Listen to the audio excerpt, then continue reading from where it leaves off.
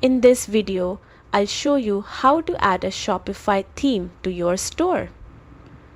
Don't forget to like and subscribe for more Shopify tutorials. Shopify is a fantastic platform for creating an online store, and the right theme can give your store a professional look and match your brand's personality.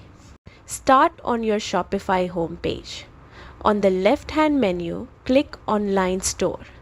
This takes you to the section where you manage your store's visual elements. Next, click Themes.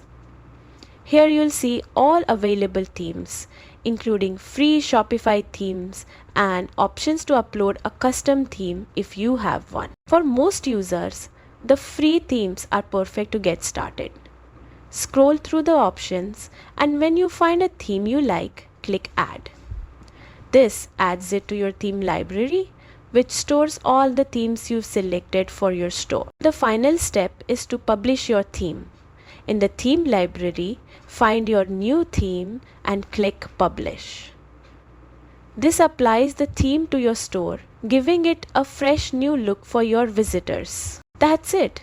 You've successfully added and published a new Shopify theme, enhancing the aesthetics of your store and making it stand out to customers. Thanks for watching and happy designing on Shopify.